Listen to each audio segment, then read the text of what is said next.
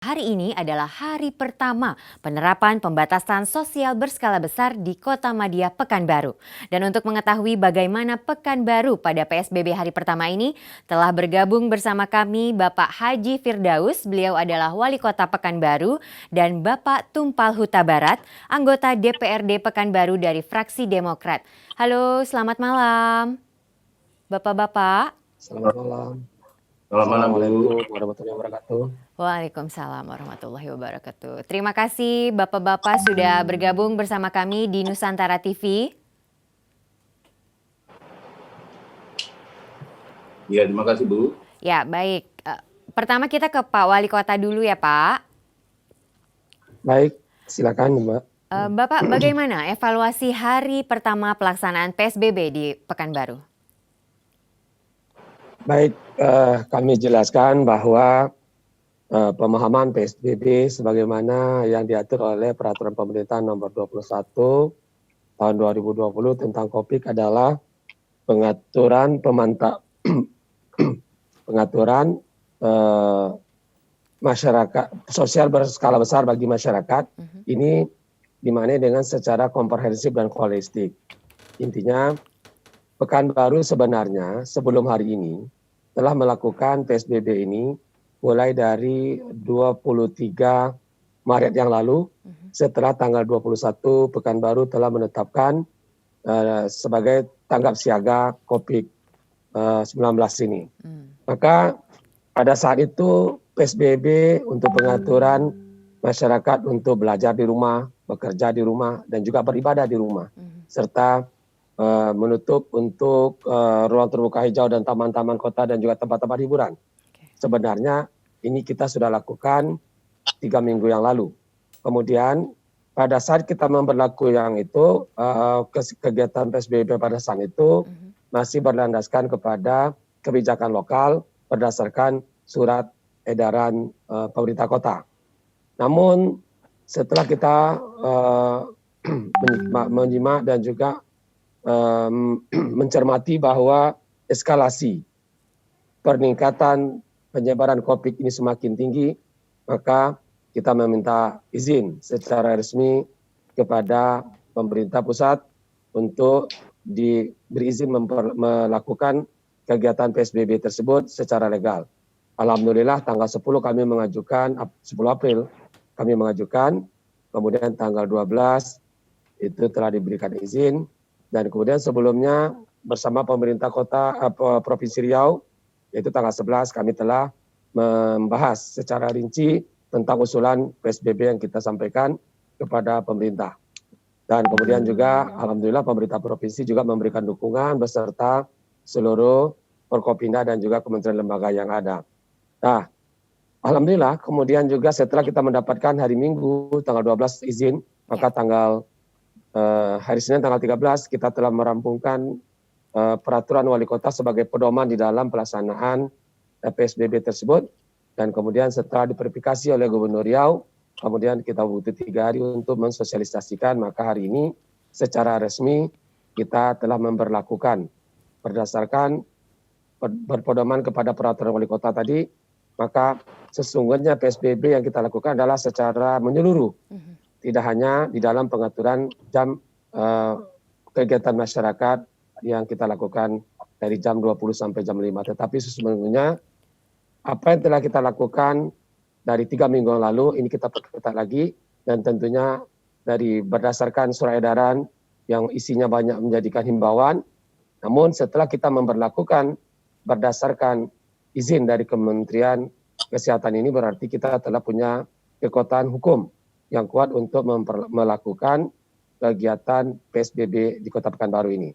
Sekali lagi, dalam pengaturan jam kegiatan masyarakat, kita tidak mengambil langsung 1 kali 24 jam selama 14 hari. Tetapi untuk pengaturan yang lebih ketat, kita memulainya sekali lagi dari jam 20 hingga jam 5 pagi. Oke, baik. Bapak, apakah menurut Bapak sebagai anggota DPRD, kebijakan yang diambil ini untuk Pekanbaru sudah tepat, Pak? Untuk diberlakukannya Terima kasih, Bu. PSBB. Sebagai anggota DPRD, saya kebetulan anggota DPRD Provinsi Riau. Terhadap PSBB, pembatasan sosial berskala besar ini sudah sangat tepat. Karena Pekanbaru atau Riau ini masuk daerah persinggahan, dekat luar negeri, ada beberapa provinsi juga di sekitar kita, banyak TKI dari luar juga, sehingga perlu sesuatu pengaturan lebih serius lah untuk pengamanan COVID-19 ini, Bu. Jadi kami merasa sikap wali kota, sikap pemerintah sudah sangat bagus. Dan hanya memang dimulai dari jam 8 malam sampai jam 5 pagi. Mungkin awalnya begitu, sehingga mungkin ke depan kita bisa memantau akan lebih tertib lagi. Dan kami melihat pelaksanaan baru hari pertama ini cukup bagus, ya. Memang malam ini kita belum pantau, tapi tadi siang kami ada melakukan perjalanan juga, melihat ya sudah lebih tertib dari yang biasa, Bu. Baik, kemudian Pak Wali Kota, apakah sebelumnya sudah ada sosialisasi ke masyarakat mengenai akan diberlakukannya PSBB tadi? Sekali lagi, sebenarnya kami dari tanggal 23 Maret yang lalu telah memberlakukan PSBB. Dan itu sekaligus bukan hanya sosialisasi tetapi juga di dalam pelaksanaan.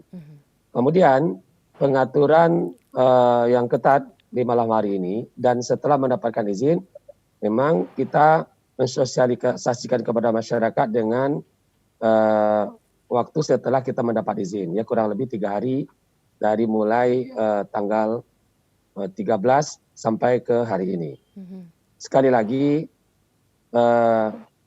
pada kesempatan ini kami juga berterima kasih kepada pemerintah Provinsi Riau dan juga kepada seluruh masyarakat Kota Pekanbaru yang pelaksanaan PSBB dengan kebijakan lokal yang telah kita lakukan 3 minggu ini juga berjalan dengan baik dan juga kesadaran masyarakat kita semakin tinggi betapa COVID ini adalah wabah yang sangat berbahaya dan juga mengancam jiwa yang begitu banyak.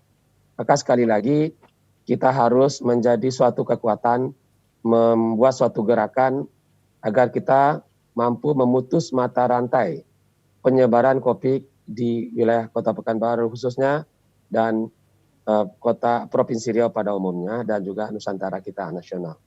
Kemudian sekali lagi pemberantasan, kenapa kita mengambil waktunya tidak langsung satu kali 24 jam seperti DKI.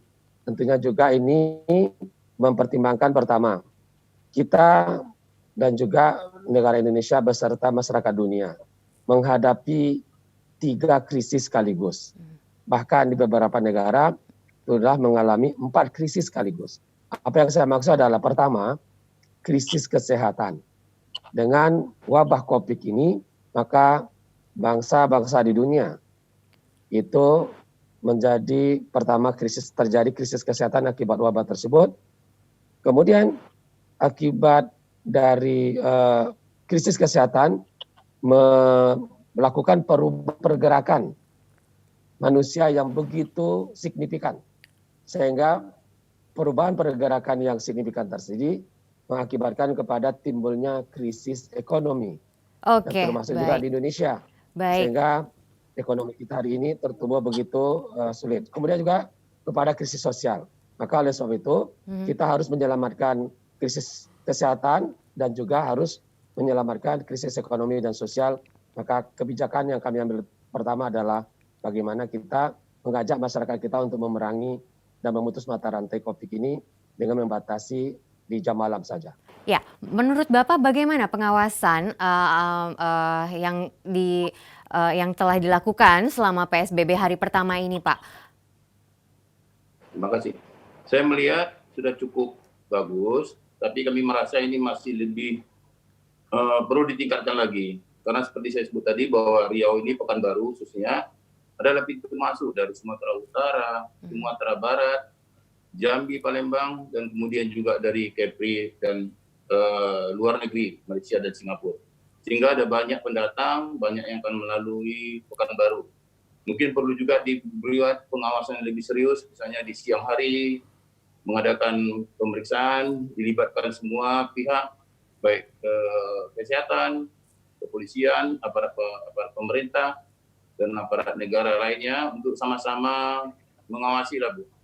sehingga nanti bisa kita perkecil angka korban dari COVID-19 tersebut. Mungkin akibat ini ada beberapa seperti Pak Wali Kota tadi menyebutkan bahwa mungkin dari segi ekonomi ada banyak yang berdagang malam hari atau melakukan aktivitas malam hari.